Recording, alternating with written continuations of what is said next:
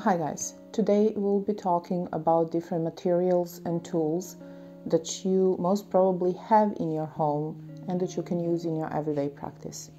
Now let's start off with some tools. One thing that exists in every home is a mirror. Now it depends on the tradition you're in and the path you're following, but there is most probably a spell or a ritual that requires a mirror every now and then. You do not need a mirror that is specifically used for your ritual practice. You can use any small mirror in your home and it will work just as well. And just make sure that you cleanse it before you use it and before you put it back for everyone else to use. The next thing is mortar and pestle. Witchcraft sometimes requires you to grind stuff into powders, and there is nothing better than this tool.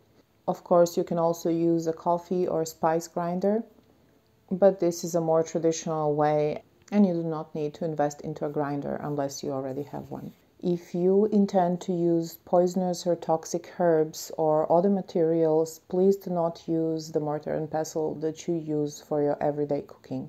In this case, you would need a new one. But for any herb that is not toxic or is edible, and for the spices, you can use pretty much the same thing like in your kitchen.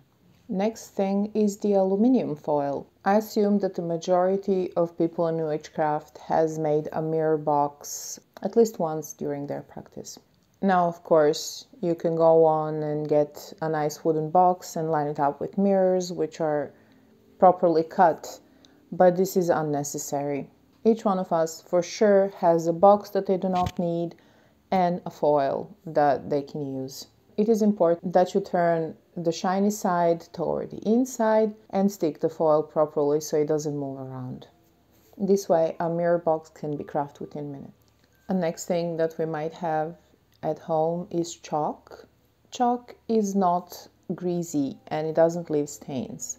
So it is also used to draw circles on the floors, which can be wiped afterwards, or to draw runes on the walls and wherever on the property. They're a small and inexpensive tool that everybody probably has at home already. I often use chalk for protection runes on my property, and I also use it to draw something on a box I might be using during a spell, or a sigil on a larger piece of paper, and so on. The next thing, candles. Everybody uses a lot of candles, I know that. And maybe we cannot afford the large tower candle in every color at the beginning. It is totally okay to use any candle you have. Every home has at least tea light candles, and many homes have also leftover birthday candles. And birthday candles come in different colors even. So they're beneficial whenever you need a special color and you cannot buy a larger candle, or when you need to do a spell where a candle needs to burn out all the way. So instead of waiting for hours, this will be done pretty quickly and the spell will still work. Birthday candles are also very easy to take with you, so they definitely fit into the travel altar box. The next thing that everyone has at home is pen and paper. Different Sharpies, journals, and notebooks. Paper and pen are used very often in every practice. It is beneficial to have a piece of paper and a pen next to you while doing a ritual or an astral travel in case you channel something or see something that you need to write down right away. It is also beautiful to have a nice grimoire that you put a lot of work into. But while starting, you actually want to write out everything. Write down the date when you did something. If there is something astronomically important, you want to write down which planets were there, what phase of the moon it was, and so on. Then also all the questions that come after and before the ritual, or something that you saw during the ritual and you want to remember it. Any type of notebook will do, and we should definitely write down everything, and later that can be transferred to the grimoire in a more ordered manner where you can understand what you actually wrote. Sharpies and glitter glue can both be used on the candles to write the sigils, our intentions, instead of carving. The next thing is ink or acrylic colors. Ink and acrylic colors can be used for different things. Acrylics can be used to dye a candle if you desperately need a color that you cannot find. When I first started out, there were no black candles, so we used black acrylic colors to dye a candle on the outside. Ink can also be added to your black salt mixture in case you want to add ink or any other type of pigment, because black salt is rarely really black, so maybe you would like to make it darker. And in some tradition, any type of ink is used to represent blood, so that is also one of the usages. Next thing is different fabrics and yarns that you surely have at home. It depends on your tradition, but most of the witches do use poppets or different charm bags, anything in that direction. If you cannot go and buy this certain fabric right now, you can use any old clothing piece to make little charm bags and sew them together.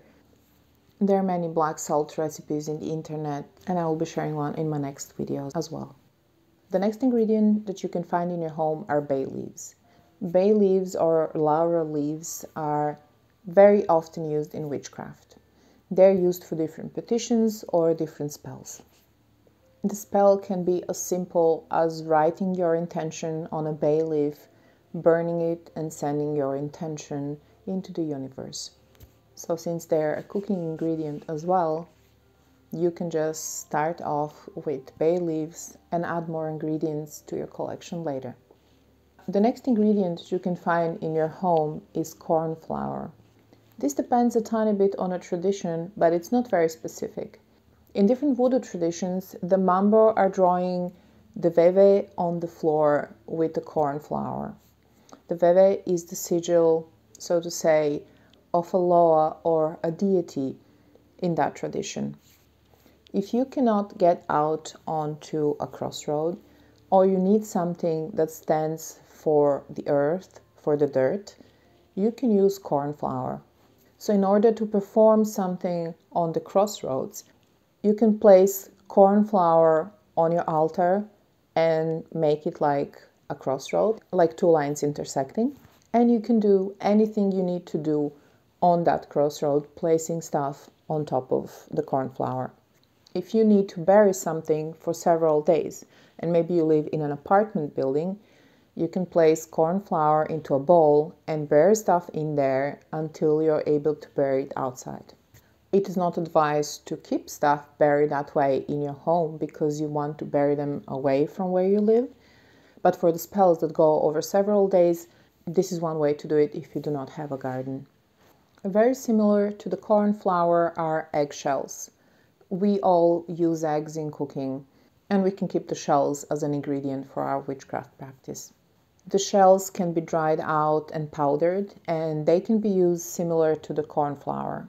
So some people use the shells same like the flour, or together with the flour to make it replace the soil. And some people use it together with the salt as a warding ingredient. This depends on the culture you're coming from, so you can maybe read on it or ask somebody, but this is a very easily obtained ingredient that you can gather every day. The last ingredient or ingredients on our list are different herbs and spices that you can find at your home. It can be very expensive or almost impossible to find some herbs depending on where you live or what season it is. Almost every herb has a replacement, so we do not need to find this one in particular if you cannot find it right away. And maybe you're just starting out and you do not know anything about the herbs, so there is no reason to order a kit that you do not know what to do with. A lot of teas that we already have at home and a lot of spices are used in witchcraft. Additionally to that, there are herbs growing just around us or in the parks nearby that we can pick ourselves. Please make sure to learn about the herbs and to pick only the herbs that you know about. This can turn dangerous if you pick something toxic and decide to ingest it. So please do not ingest any herbs that you're picking yourself as well. There is a crazy amount of ingredients that people use in witchcraft. If we start off with different spices, everything from ginger or whole ginger root even, black pepper, chili pepper, thyme, rosemary, even parsley and turmeric. They're all used for something. Different kinds of tea, like chamomile or linden tea, are very commonly used where I am from. Black and green tea leaves not so much, but in some cultures they are actually for divination. Nettle leaves, for example, marshmallow tea, calendula, or rose petals. They're all the teas that we might have at home and that we can use in our practice. This also goes for lavender, for basil, for vervain as well, for primrose, and so on. We can use these herbs as they are to either burn them or use them to stuff the puppets or just as an ingredient during the spell. But most of the herbs and spices can be turned into the loose incense as well. For this you would need a mortar and pestle or a spice grinder. You can mix the herbs depending on how they smell together, and maybe you just like it, or depending on how it works in witchcraft, and make the mixtures that way. Once you've created the powders, they should be stored in airtight containers, and they can be burned on charcoal in your everyday practice. There are many other things in our homes that we can use. These were just the most common and the most inexpensive items. To be a witch is not to own expensive tools and to order fancy ingredients in fancy jars. 100 years ago and prior to that, witches worked with what they had. They picked the herbs which they could find where they live. They could not afford to import fancy ingredients, and they most probably didn't even know they existed. Nowadays, we have different communication devices and we can order from anywhere in the world. However, it doesn't take away from our practice if we worked with the basics, if we work with what we have here, and if we find replacements.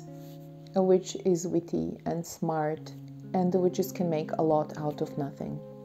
I hope this video was helpful to you, especially if you're young or a new witch.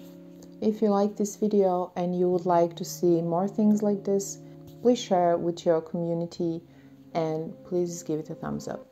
If you have any questions, please comment down below. I'll do my best to answer. Thank you all for being here today.